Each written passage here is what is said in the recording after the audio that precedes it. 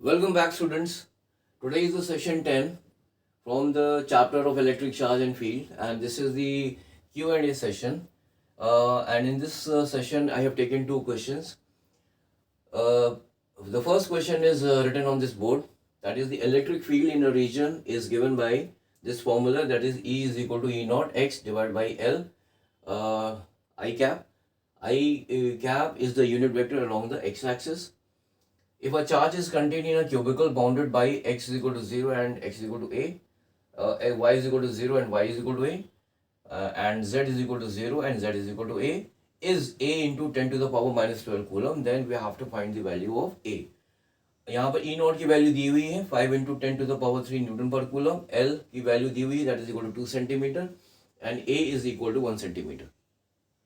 सो यहाँ पर सबसे पहले यहाँ पे लिखा हुआ है कि charge is contained in a cubicle which is bounded by x is equal to 0, x is equal to a, y is equal to 0 and y is equal to a and z is equal to 0, z is equal to a. तो ये एक आपका Cartesian frame of reference हो गया जिसका ये origin हो गया. ठीक है, तो यहाँ पर हो गया आपका x is equal to 0 ये हो जाएगा, y is equal to 0 भी ये हो जाएगा and z is equal to 0 भी ये वाला पॉइंट हो जाएगा. एंड x इक्वल टू ए मान लो ये है, इसको मैं ले लेता हूँ x is equal to a. इसी प्रकार से इसको ले लेते हैं y is equal to a और ये हो जाएगा आपका let us say z is equal to a. So a cubical, a charge is contained in a cubical bounded by these constraints.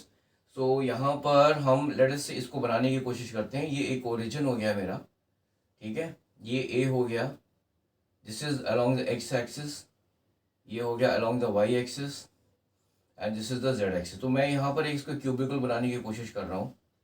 ठीक है, समथिंग ऐसे बनेगा.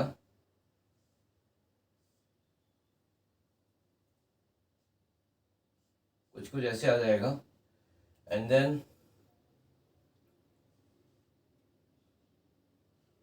ठीक है ये आ गया क्यूबिकल मेरा. ठीक है, इस प्रकार से एक क्यूबिकल आ गया. Now a charge is placed in this cubicle and this is the along, this is the x axis, this is the y axis और ये एक हो गया z axis. ठीक है, और चार्ज जो है इस क्यूबिकल में प्रेजेंट है. ये ओरिजिन हो गया, ये आपकी a हो गई, ये भी a हो गई और ये भी a हो गई एंड a की जो वैल्यू है वो है 1 सेंटीमीटर. नाउ यहाँ पर E जो है इलेक्ट्रिक फील्ड जो दिया हुआ है that is equal to E naught x divided by L I cap. ठीक है, तो आई कैप का मतलब ये है कि this is a unit vector which gives you the direction of that particular vector. So this electric field का जो डायरेक्शन हो गया that is along the X axis because unit vector is the I is the unit vector along the X axis. तो जो ई है electric field है इसकी जो डायरेक्शन है वो है it is along the X axis. ठीक है, अब हमें चार्ज में ये चार्ज की वैल्यू है जिसमें हमको ए की वैल्यू निकालनी है. नाउ ई जो है, now you know that flux की जो फॉर्मूला होता है that is equal to E S cos theta. ठीक है, ई the flux is given by this formula, that is flux is equal to Es cos theta, where E is the intensity of electric field, S is the surface area and theta is the angle between the direction of the electric field and the outward normal to the surface. तो अब हम बात करते हैं अच्छा दूसरा एक Gauss law है. गॉस लॉ में क्या लिखा है कि the Gauss law is given by that is flux through an enclosed surface is given by Q by epsilon naught, where Q is the charge which is enclosed in that surface. So the flux through an enclosed surface is given by Q upon epsilon naught, where Q is the charge which is enclosed by that surface. तो अब यहाँ पर आप देखेंगे इस फॉर्मूले say that is flux is also given by E S cos theta. अगर theta की वैल्यू 0 है तो फ्लक्स हो जाएगा आपका ई डॉट एस, और अगर थीटा की वैल्यू 90 है ठीक है, अगर थीटा इफ यहाँ पर है if theta is equal to 0, और अगर flux will be equal to 0 if theta is equal to 90 degree. तो अभी हम इस क्यूबिकल की बात करें, यहाँ पर जो इलेक्ट्रिक फील्ड की जो डायरेक्शन है वो ये है ई, ठीक है। तो हमें क्या निकालना है ना, यहां से आप देखेंगे फ्लक्स फ्लक्स हमें यहाँ से, I am just trying to find out the total flux which is being which is coming out from this cubicle, ठीक है। अब यहाँ से जो फ्लक्स आएगा वो ये जितने भी सरफेस है, एक तो इधर हो गया, एक इधर हो गया, एक उधर, so there are how many surfaces, 1 2 3 4, there are 6 surfaces, ठीक है ना। तो ये 6 सरफेस में से जो 2 सरफेस हैं, ये वाला और ये वाला, ठीक है। तो ये दी यहां पर जो थीटा हो जाएगा, तो what is theta? Theta is the angle between the outward normal to the surface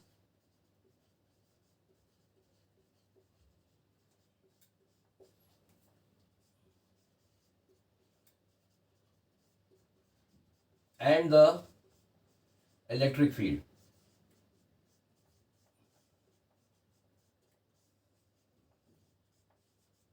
ठीक है। Theta is the angle between the outward normal to the surface and the electric field.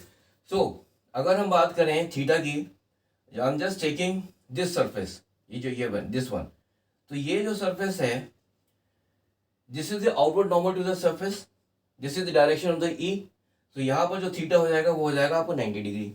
Similarly नीचे वाला जो surface है इधर, यहाँ पे ये आउटवर्ड नॉर्मल है, इधर है, ई का डायरेक्शन ये है, तो थीटा यहाँ पे भी आपका हो गया 90 डिग्री।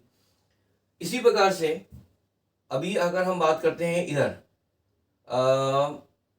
दिस एक्स एक्सिस का, एक्स एक्सिस के अलोंग में जो ये जो आपका नॉर्मल है, that is the normal to this surface, this one, वो होगा, it will be along the X axis.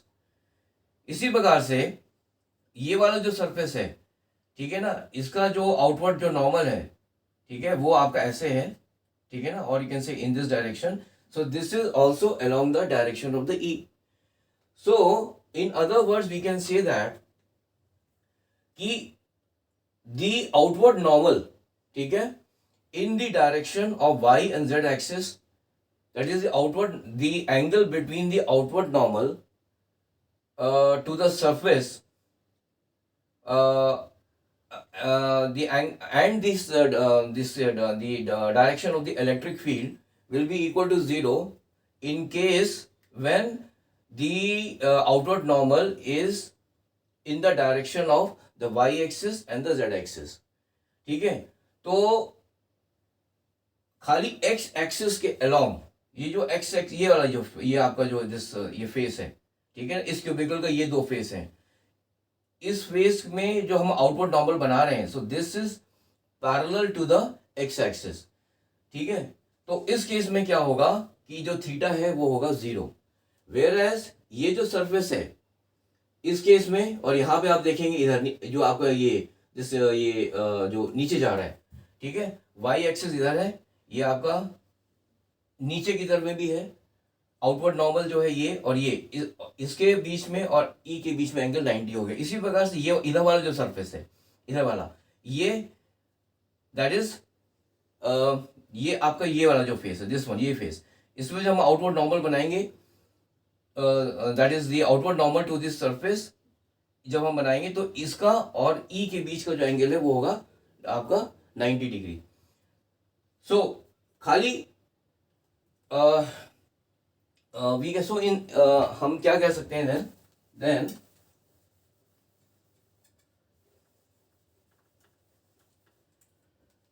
तो इस जो ये जो क्यूबिकल है, यहां से जो फ्लक्स निकलेगा वो क्या होगा, इस डायरेक्शन से जो फ्लक्स निकलेगा वो 0 हो गया, ये जो नीचे डायरेक्शन है उससे 0, क्योंकि थीटा की वैल्यू है आपकी 90, तो cos 90 0 हो जाता है। फ्लक्स क्या है, flux is equal to E S cos theta, where theta is the angle between the normal to the surface and the direction of the electric field। तो इस सरफेस से जो फ्लक्स होगा वो zero, because theta is equal to 90, ये आपको cos 90 zero हो गया, इस वाले से भी जीरो हो गया। ये वाला जो सरफेस है, ठीक है, इन दी यहां से भी आपका जीरो हो गया बिकॉज कॉस 90 जीरो, और उधर पीछे वाला जो सरफेस है वहां से भी जीरो। प्लस अब आता है ये वाला सरफेस, दिस वन। यहां पर क्या आप देखेंगे कि यहां पर जो थीटा है वो that is the direction between the normal and this electric field is zero, cos zero हो जाएगा 1। सो यहां पर आपका हो जाएगा ई एस, ठीक है। प्लस इसकी वजह से ये वाला जो सरफेस है, इसका भी जो आपका जो नॉर्मल है वो the direction between the normal and this E, that is this electric field, वो भी आपका थीटा जीरो हो जाएगा। सो यहाँ पर आपका हो गया कॉस जीरो हो जाएगा आपका 1, सो हो जाएगा ई एस। तो जो टोटल फ्लक्स मेरा हो जाएगा that will equal to 2ES। और वी कैन सी लाइक ये इधर का जो फ्लक्स है मैं इसको ले लेता हूँ, दैट इज ES1, और इधर का जो फ्लक्स हो गया that is equal to that is से ES2 कर देता हूँ, ठीक है। नाउ यहां पर E जो दी हुई है, E का वैल्यू है E0 x अपॉन L, ठीक है। तो यहां पर अगर मैं अभी लेट अस से ये इस वाले सरफेस को मैंने S1 मान लिया, ये वाले को ये S1 मान लिया, और ये इधर वाले सरफेस को मैंने मान लिया ये S2। तो S1 है तो ये हो गया E0 E0, और ये हो गया x यहां पर क्या है, जीरो है, ये हो गया zero divided by L I cap, plus E0, इस वाले केस में क्या है, x की वैल्यू a है, a divided by L I0 and ये हो जाएगा S1, सॉरी यहां पर S1 भी लिखना है मेरे को, प्लस S2, ठीक है। Where S1 and S2 are the is the surface area of that particular face. So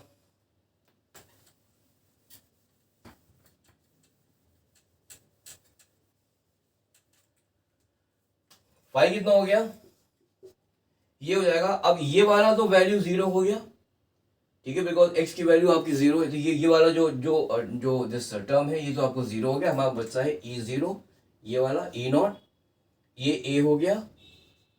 L की वैल्यू हमारी है यहाँ पर दी हुई 2 सेंटीमीटर, तो 2 सेंटीमीटर को अगर हमको लिखेंगे मीटर में,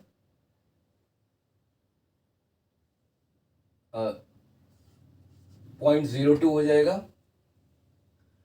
and S2 is the area, area क्या होगा, ये आपकी लेंथ है आपका 2 सेंटीमीटर, तो ये इस एरिया, ये जो आपका जो दैट फेस है इसका हो जाएगा एरिया हो जाएगा A²। सो हम इसको लिख सकते हैं A², सॉरी यहां नहीं, यहां लिखेंगे, that is equal to A², ठीक है। तो ये जो फ्लक्स है, the total flux through this cubicle is equal to E0 AQ। AQ क्या है, A is equal to 0.02 metre में कन्वर्ट किया है, डिवाइडेड बाई 0.02। ये मेरा फ्लक्स की वैल्यू आ गया which is coming out from this cubicle, ठीक है। Now we will be using the Gauss law. Gauss law क्या बोलता है, flux is equal to Q divided by epsilon naught, where Q is the charge enclosed by that surface. So we can say that it implies that Q is equal to flux कितना है मेरा E, अच्छा E0 की value दी हुई है, यहाँ पे हम वैल्यू पुट कर देंगे 5 × 10⁻³ न्यूटन हो गया, डॉट ये स्क्वायर हो जाएगा बिकॉज ये कैंसिल हो जाएगा, एक तो यहाँ पे नीचे 0.02 है, तो ये जब हम इसको डिवाइड करेंगे तो we will be getting this and epsilon not,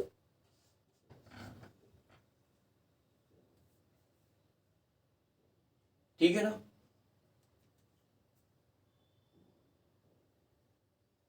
so it implies that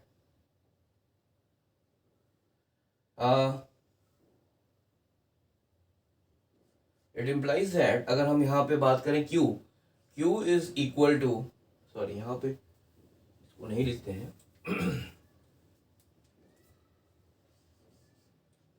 Q is equal to 5 into 10⁻³ अब मैं इसको लिख लेता हूँ 2/100 का होल स्क्वायर हो जाएगा, तो ये हो जाएगा 4 और 100 का करेंगे whole square into epsilon naught. ठीक है, सो ये हो जाएगा मेरा 5 इज इक्वल टू 20 इंटू ये 10⁻⁴ है नीचे, तो ये हो जाएगा 10⁻⁻1।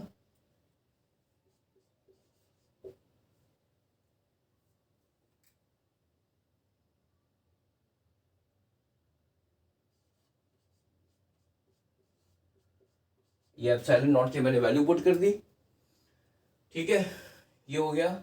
और हम इसको लिख सकते हैं ये this is 10⁻⁻ minus means that is equal to, इसको नीचे ले लेंगे तो 2 हो जाएगा, 2 into 8.67 into 10⁻⁻12 coulomb.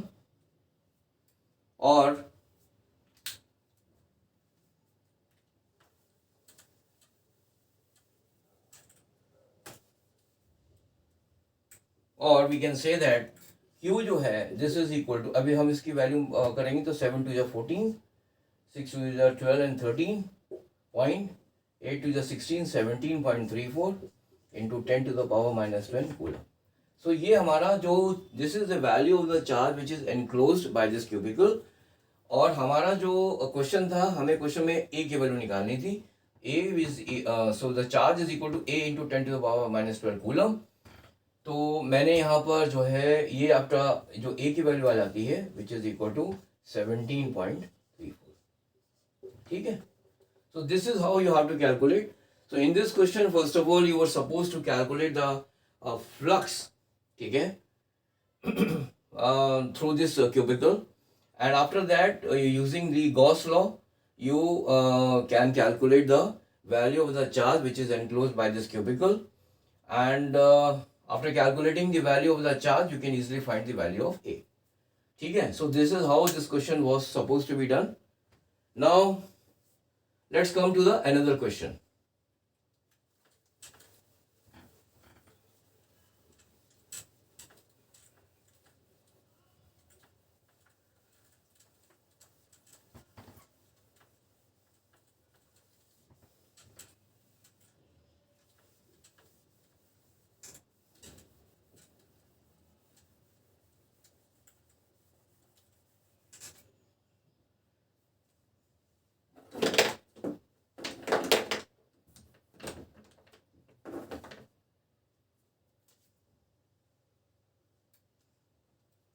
The question is, I have the question right now with me here.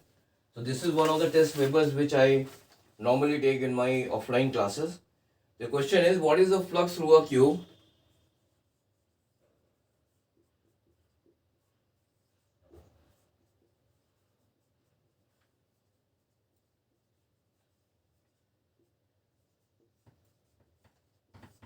what is the flux through a cube of side A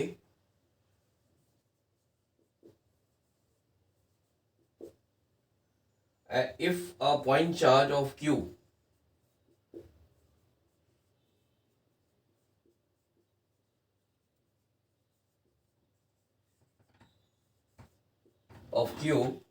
is placed at the corner of it.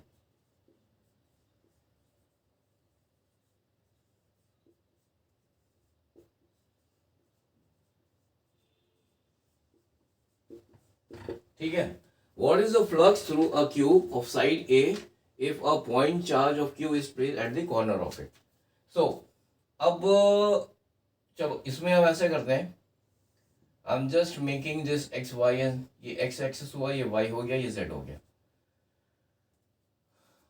Let us what is the flux through a cube of side A if a point charge of cube is placed at a corner of it. मान लो एक आपका यहाँ पे मैं cube बना रहा हूँ, या लेट्स मेक अ क्यूब.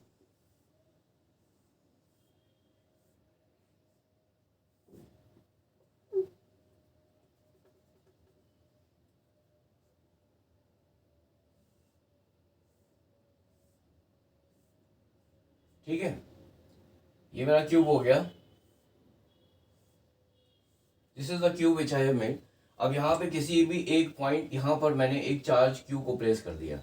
जैसे यहाँ पे क्वेश्चन में लिखा हुआ है, a point charge is place at the corner of this cube. अब फ्लक्स निकालना है थ्रू ए क्यूब, किसी ए. नाउ इस पॉइंट चार्ज को अगर हमने कंसीडर किया हुआ है, तो इस पॉइंट चार्ज से, इस पॉइंट से हम कितने क्यूब बना सकते हैं? एक क्यूब तो ये बन गया, दूसरा एक क्यूब यहाँ भी बन जाएगा, एक और क्यूब बन जाएगा ऐसे करके, है ना, इधर आ जाएगा. ठीक है, आई एम जस्ट, ठीक है, दो क्यूब. इसी प्रकार से एक क्यूब इधर भी बनेगा इस साइड में. ठीक है, एक इधर भी बन जाएगा. ठीक है, और ये तो जो क्यूब बनाया है, ये मतलब दो क्यूब इधर बन गए, दो क्यूब आपके इसी पॉइंट से लेके इधर भी बन जाएंगे, और इसी प्रकार से ये चार क्यूब तो हो गए ऊपर, इसी प्रकार से चार क्यूब आपके नीचे भी बनेंगे. सो ये जो पॉइंट क्यू है, ये इस पॉइंट को कंसिडर करते हुए total number of cubes, total number of cubes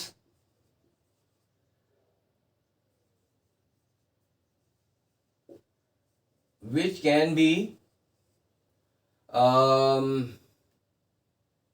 made by, let us say मैं इस पॉइंट को ले लेता हूं A, by considering the point A.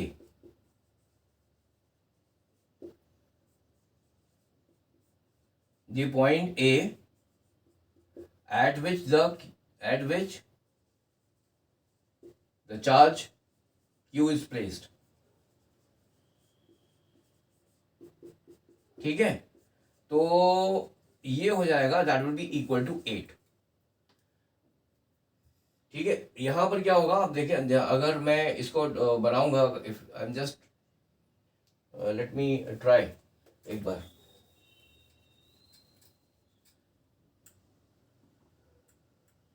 ये पॉइंट लिया, ये आपका x हो गया, x एक्सिस हुआ, ये y हो गया.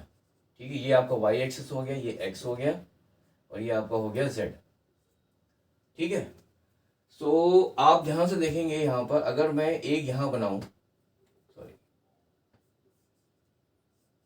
एक ये हो गया, दूसरा बनेगा आपका इधर बन जाएगा. ठीक है ना, मतलब not able to make it perfectly, but anyway, ये इस पॉइंट से आपको बस ये समझना है कि एक ये तो क्यूबिकल, एक तो क्यूब बन गया, एक इधर भी बनेगा, एक इसके इधर सामने बनेगा इधर. ठीक है, और एक इसके सामने इधर बन जाएगा, 4. अब ये तो हुआ लाइक दिस, दो ये आपका पॉइंट है, दो आपके क्यूब इधर बन गए, दो क्यूब आपके इधर बन गए, but similarly 4 cubes will also be formed in the downward direction. तो टोटल मिला के हमारे 8 क्यूब्स बन जाएंगे. तो 8 क्यूब्स बन जाएंगे. नाउ फ्लक्स जो है that is equal to Q by epsilon naught. This is the total flux which will be passing through these 8 cubes. Total flux passing through these 8 cubes due to charge Q. ये हो गया आपका Q by epsilon naught. That is the total flux passing through these 8 cubes due to this charge Q will be equal to Q by epsilon naught. Question में क्या पूछा गया? Flux through a cube. So flux through 1 cube कितना हो जाएगा? This will be equal to Q, ये epsilon naught. This is the flux passing through the 8 cubes. This is the total flux which is passing through the 8 cubes. So एक cube से कितना pass हो जाएगा? It will be divide by 8. So ये मेरा answer हो जाएगा फिर, that is flux, this will be equal to Q divided by 8 epsilon naught. ठीक है, so this is the answer, that is the flux passing through one cube due to this charge cube which is placed at the corner of it is equal to Q divided by 8 by epsilon naught. ठीक है ना? And this charge cube क्या है? This cube was placed at the corner of a cube. ठीक है ना? This is the charge which is placed at the corner of this cube, and so the flux which is passing through any one of the cube. ये 8 cube बन रहे हैं, 1 2, इसके सामने 2, इधर 4, नीचे 4. So the flux passing through any cube, through any one cube. ठीक है, this will be equal to Q by epsilon naught divided by 8, which is equal to Q divided by 8 epsilon naught. So this is the answer. ठीक है. So these were the two questions which I wanted to discuss in this session. In the next session, again, I will be coming up with a couple of questions from the same chapter. So till then, bye.